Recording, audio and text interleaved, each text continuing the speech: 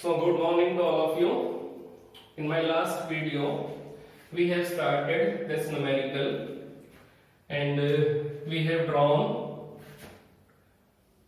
line of charges for E, Q plus E and plus 4E. And we have taken distance from plus E, that is x, and distance from plus 4E, that is r minus x. Total separation between plus E and plus 4E, that is small r. तो बेटा हमें अब ये find out करना है कि Q की location क्या होगी। अब Q की लोकेशन फाइंड आउट करने के लिए Q पे नेट फोर्स की वैल्यू 0 होनी चाहिए। अगर नेट फोर्स की वैल्यू 0 है तो Q पे 4E भी अटैक करेगा और प्लस E भी अटैक करेगा। तो अगर हम 4E का अटैक नोट डाउन करें तो क्या फोर्स आएगा प्लस 4E। किस अमाउंट का फोर्स कैपिटल Q पे लगाएगा, K into plus 4E into Q upon R minus x square. उसी टाइप से अब E भी अटैक करेगा तो E का फोर्स क्या होगा, K E into capital Q upon x square. अब ये दोनों फोर्सेस वैल्यू में इक्वल होनी चाहिए और डायरेक्शन में अपोजिट। तो अगर इनका मैग्नीट्यूड इक्वल है और डायरेक्शन अपोजिट है तो हम इन दोनों के मैग्नीट्यूड को इक्वेट कर सकते हैं। तो अगर इन दोनों का मैग्नीट्यूड इक्वेट होगा तो इक्वेशन क्या बनेगी, दैट इज के E capital Q upon x square, के 4E capital Q upon R minus x square. तो K से K कैंसिल, Q से Q कैंसिल, E से E cancel. Now on left hand side we have 1 upon x square, on right hand side we have 4 upon r minus x square. Now we take square root on both sides. Now we take square root on both sides.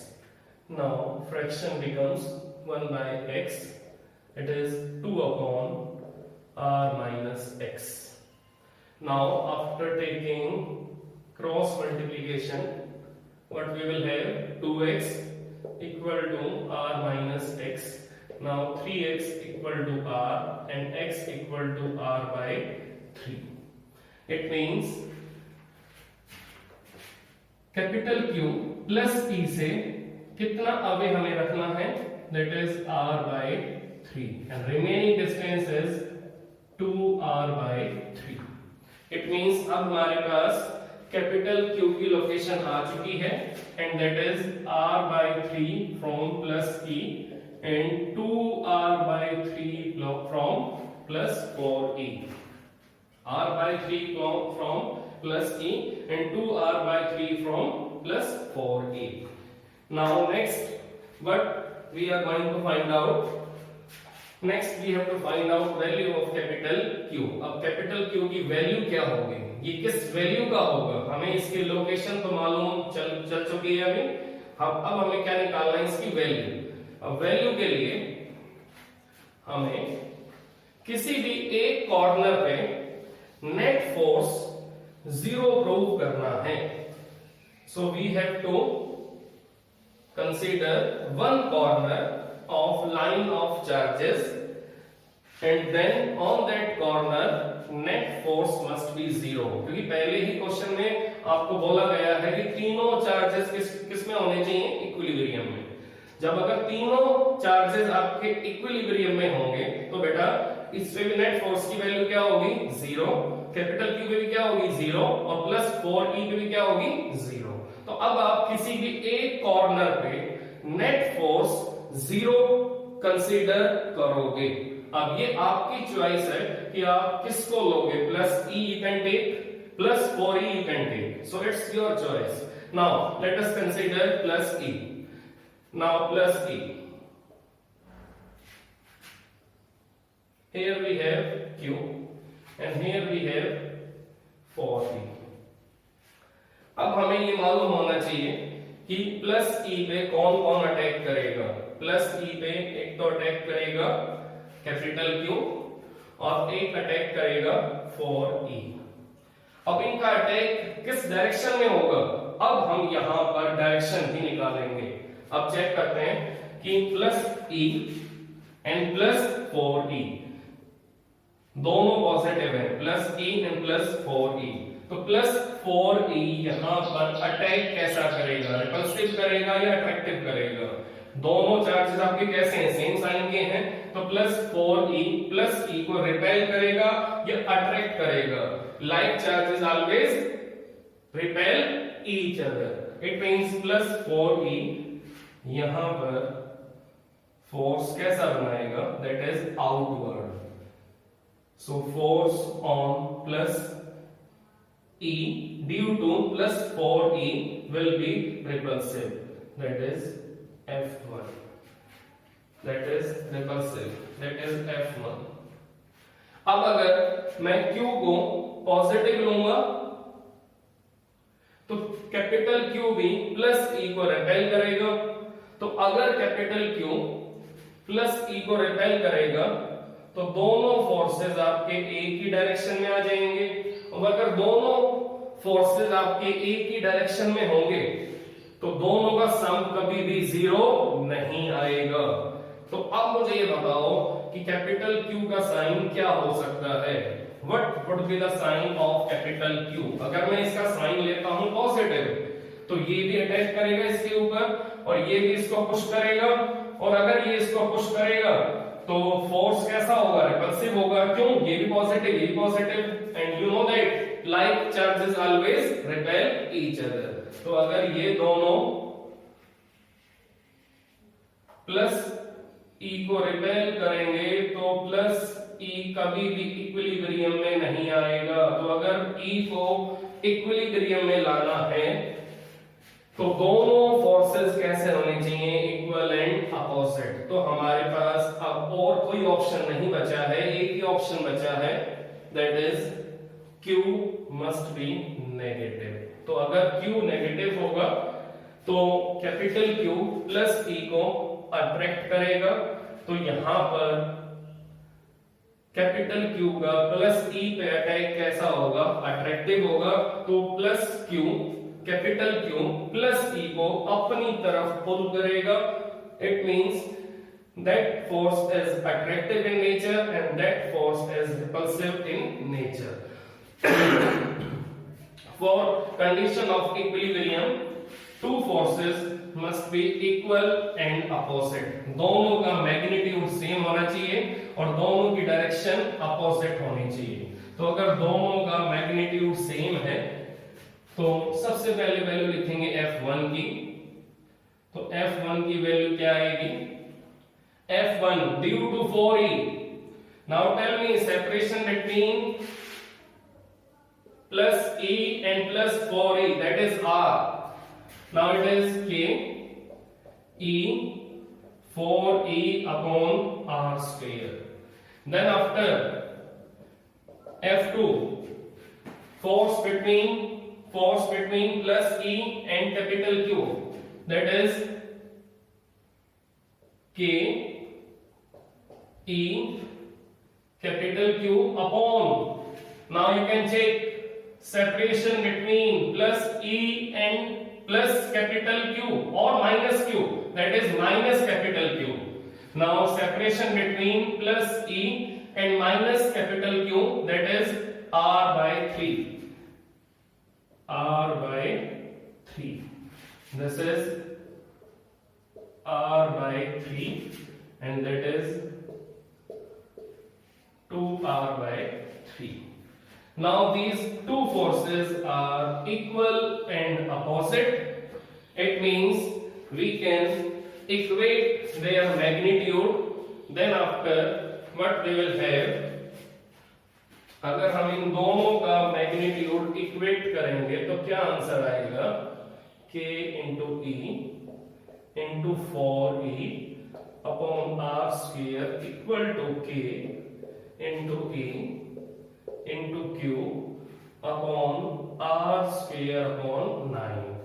K से K cancel, E से E cancel, now R square से R square cancel, R square से R square cancel, now Q is equal to 4E by 9. You can check value of Q, that is value of Q,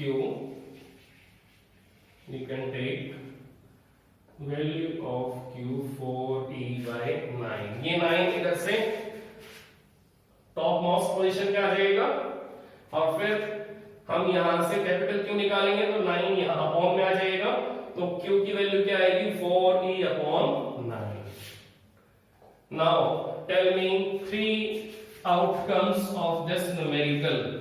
Number 1 outcome, Q की location that is R by 3 and 2R by 3.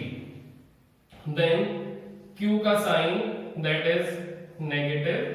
Then value of Q that is 4E by 9. तो इस numerical में हमें 3 parts solve करने थे. Number 1 location of capital Q, number 2 value of capital Q and sign convention of capital Q. तो capital Q का nature कैसा होगा, ये नेगेटिव होगा और इसकी लोकेशन क्या होगी प्लस E से R by 3 और प्लस 4E से 2R by 3 और कैपिटल Q की वैल्यू क्या होगी 4E by 9. That is all about numerical number 1 based on Coulomb's law for two charges Q1 and Q2. Next, numerical number 2 we can take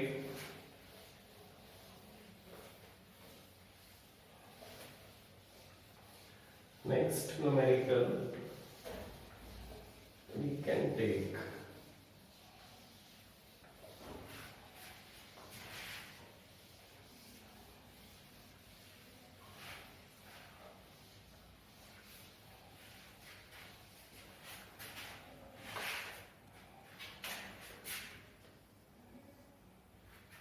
numerical number 2. Now we have given two identical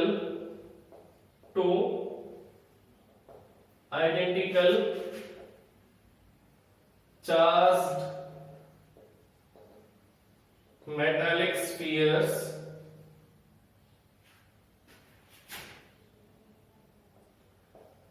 suspended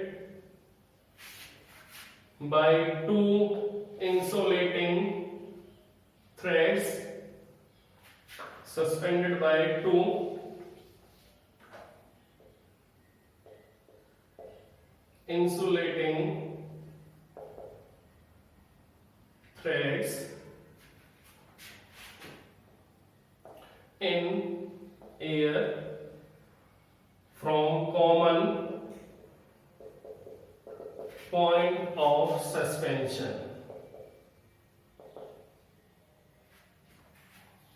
From common point of suspension, like this. We have two identical metallic spheres and two spheres are having identical charge and identical size. दोनों spheres के पास identical charge है और दोनों के पास identical size है. इसका meaning अगर यहाँ प्लस Q है तो यहाँ भी क्या होगा प्लस Q होगा. दोनों चार्जेस का कन्वेंशन भी सेम है, दोनों चार्जेस की वैल्यू भी सेम है, दोनों स्फीयर्स का साइज भी सेम है और दोनों का पॉइंट ऑफ सस्पेंशन कॉमन है और दोनों के बीच में सेपरेशन हमें गिवन है, that is R. We have given separation between two charges, that is R.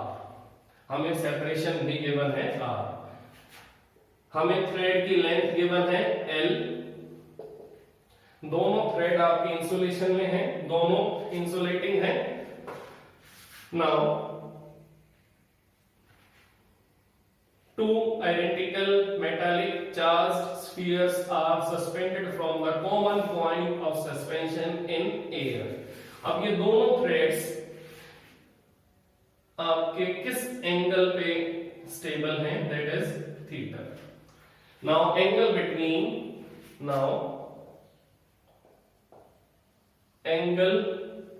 between two threads is theta.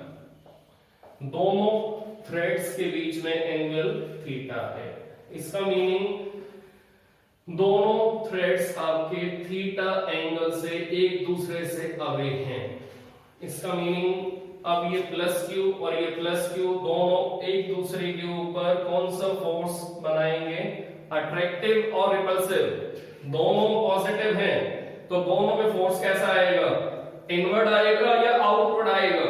So both are of same sign, so both forces are outward in nature. दोनों एक दूसरे को repel करेंगे, दोनों force कैसे आएंगे? Outward. अगर एक प्लस होता और एक माइनस होता, दोनों फोर्स कैसे आते? इनवर्ड आ जाते. इसका मीनिंग रिपल्सिव हमेशा आउटवर्ड ही जाएगा. So this is repulsive force F. और दोनों की वैल्यू सेम क्यों होगी? क्योंकि दोनों पे कन्वेंशन भी सेम है, प्लस प्लस. दोनों चार्ज पार्टिकल्स की वैल्यू भी सेम है, सेपरेशन R है, और आपको मालूम है coulomb force of interaction Newton's third law of motion को फॉलो करेगा. तो दोनों फोर्स कैसे होंगे? Equal and opposite in direction. Now that is weight of sphere mg. That is weight of sphere mg. Now we can take the right bisector of this angle.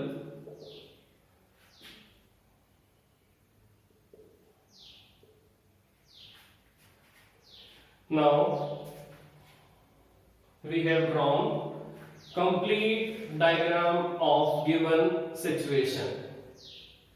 Now what we have to find out? Let us check what we have to find out. Now these two charges are suspended from the common point of suspension, and two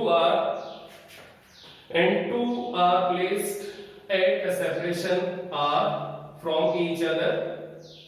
Now between two threads we have given angle theta, length of two threads that is L.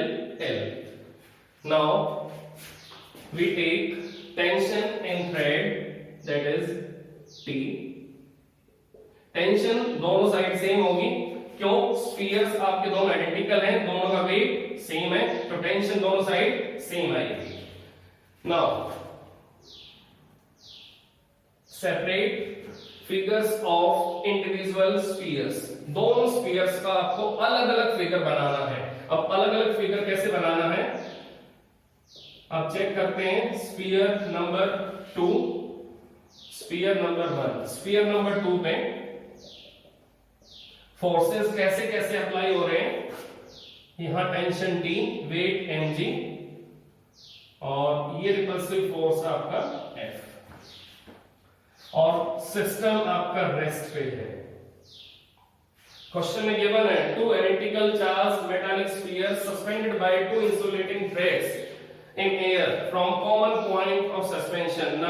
Now angle between two threads is Q.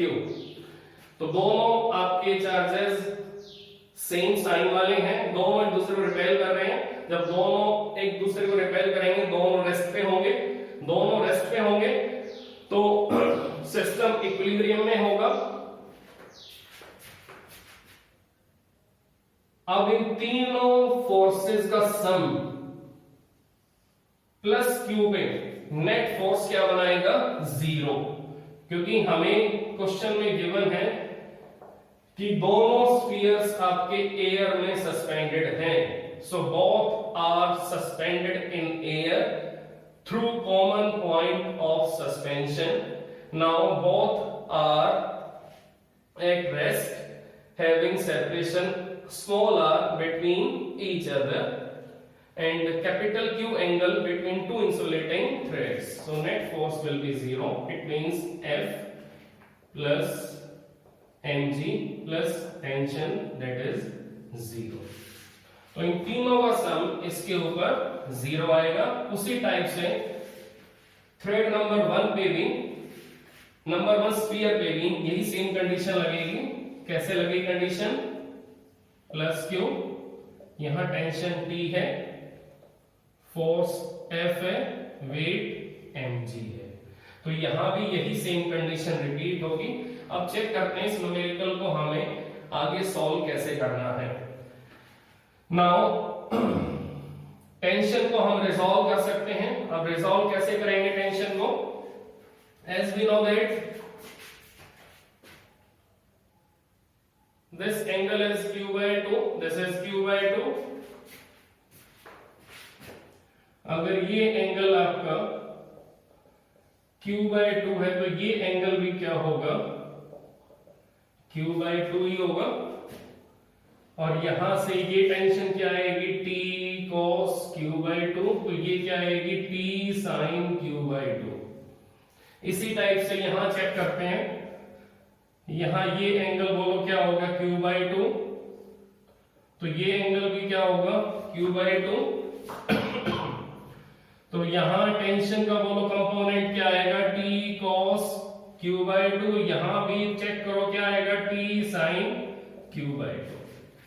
मैंने सिर्फ angle को divide किया है Q/2, जिससे क्या होगा कि हमें यहां पर टेंशन का एंगल मिल जाएगा with vertical line, that is Q/2। ऐसे मुझे यहां एंगल मिलेगा, that is Q/2।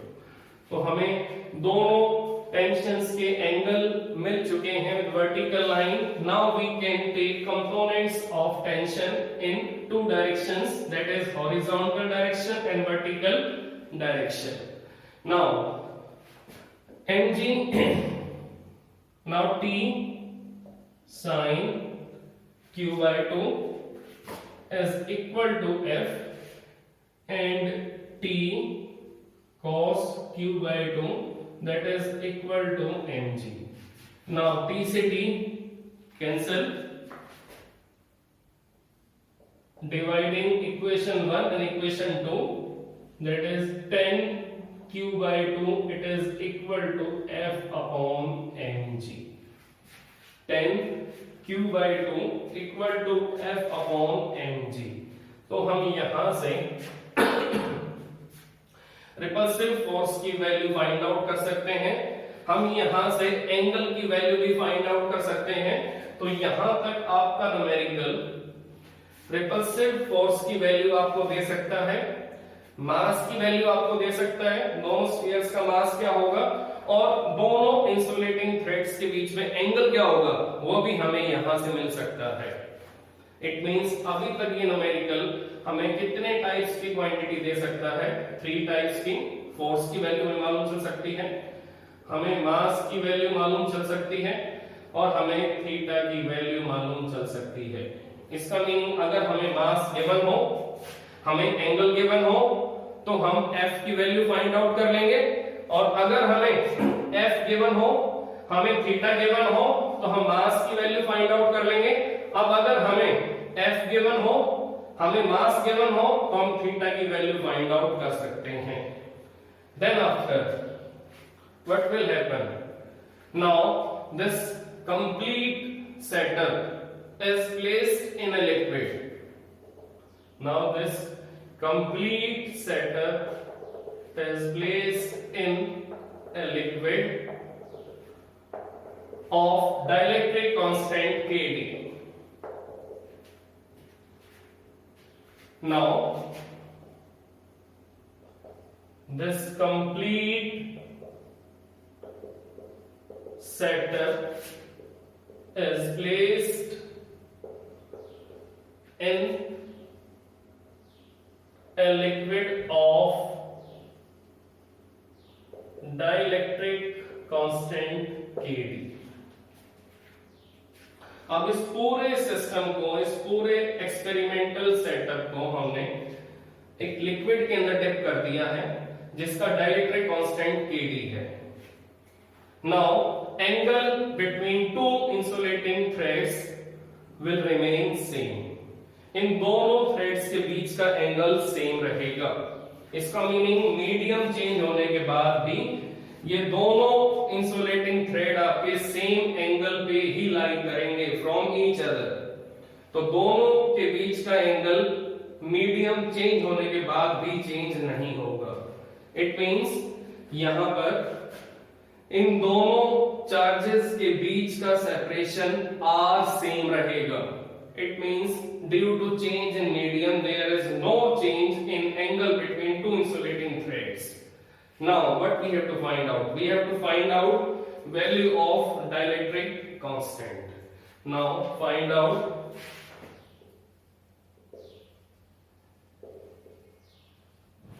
value of dielectric constant keeping theta constant. Theta को हमें सेम रखना है और हमें डाइलेक्ट्रिक कांस्टेंट की वैल्यू फाइंड आउट करनी है. Now we got relation between angle and force and weight, that is tan theta by 2 it is equal to F upon mg. Equation number 3. Now in that unknown liquid again we apply same method of resolution of tension, but again we will have tan theta by 2 F dash upon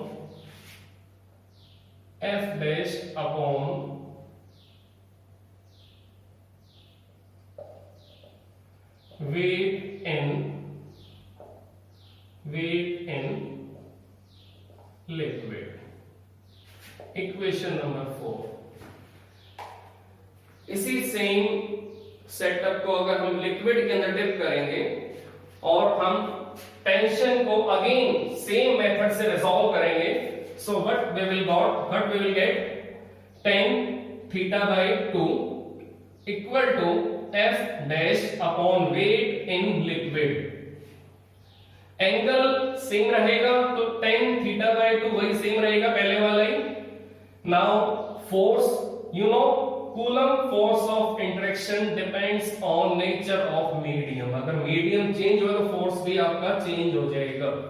now upon, अगर हमने setup को, अगर हमने complete experimental setup को liquid के अंदर dip किया है तो वहां पर बायोंसी फोर्स की वजह से वेट भी चेंज हो जाएगा. तो weight of sphere in liquid हमें लिखना पड़ेगा यहां पर. So that is weight of sphere in air, that is weight of sphere in air and here weight in liquid. Now tan theta by 2 it is equal to F air upon kd. Last time मेरी last video में आपने check किया होगा, मैंने एक relation use किया था F air upon F medium is equal to dielectric constant. It means force in any other medium it is equal to force in air upon dielectric constant. Now weight in liquid, weight of sphere in liquid, that is weight of sphere in liquid. Now weight in air minus buoyancy force. FB का meaning buoyancy force, तो आपको लिखना पड़ेगा FB का meaning buoyancy force. Now what is the meaning of buoyancy force? F air upon kd, that is mg minus mass of water displaced by the sphere into gravity g, into gravity g. Next step,